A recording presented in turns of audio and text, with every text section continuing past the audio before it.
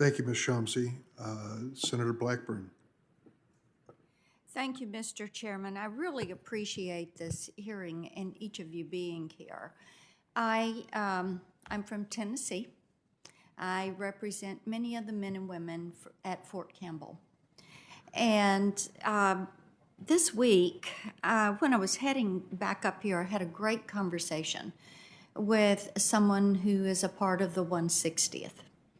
And I tell you, these special operators have very dangerous missions. They're delicately carried out.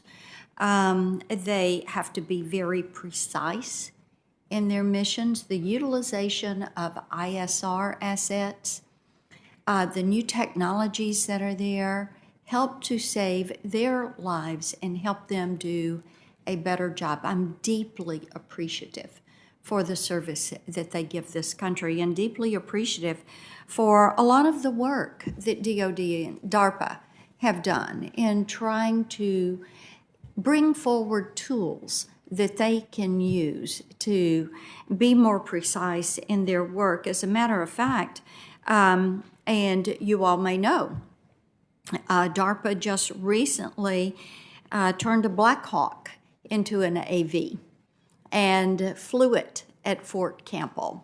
That is something that will help keep our men and women in uniform safe.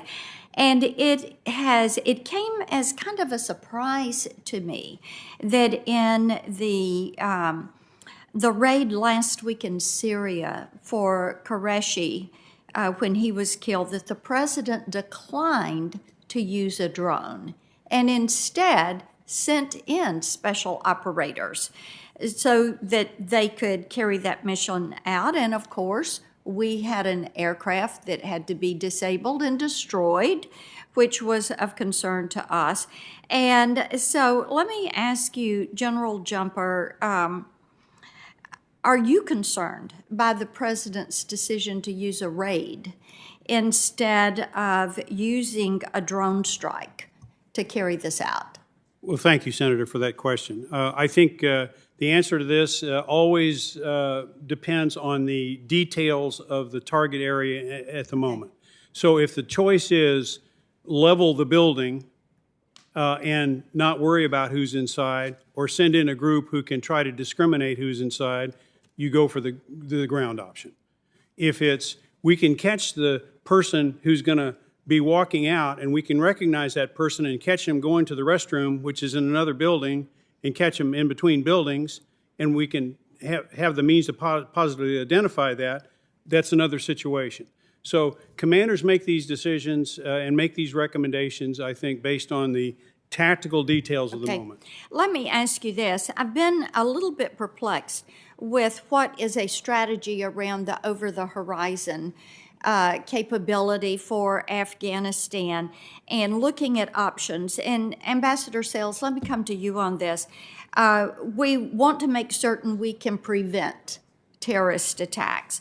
And we know that because of this, there's going to be a greater need to rely on drones to have that capacity to prevent those attacks from originating in Afghanistan. And I've heard a lot from some of our military men and women on concerns about the length of time that the drones will be able to fly, where you're going to be able to launch from. So taking that over the horizon, if you could address that for me, please. Well, Senator, I have to say I share that concern. I am worried that over the horizon, limiting ourselves to over the horizon counterterrorism capabilities in Afghanistan will not be sufficient to degrade the growing threat that we're already seeing from groups like ISIS and al-Qaeda.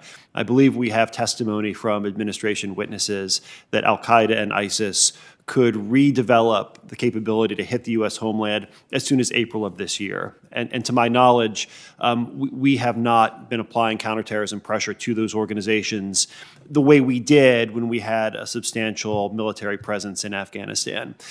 If drones are flying in from the Middle East, 7 hours into the country, 7 hours back, subtract from your 24-hour loiter time. That's not a whole lot of time collecting intelligence information. It also increases, it seems to me, the risk of damage to civilians. The lower the fidelity we have in terms of our intelligence information about the location, the identity, and the actions of our targets, the greater the risk that we're going to make mistakes. And that doesn't just mean we're going to fail to get the person we're intending to get. It could also mean that we inadvertently strike a civilian. And as we all know, that's something that the United States has to minimize at all costs.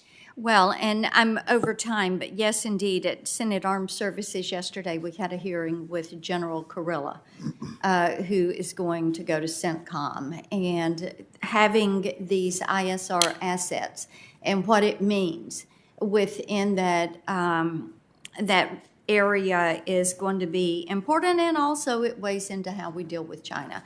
Thank you, Mr. Chairman. Thank you, Senator Blackburn. And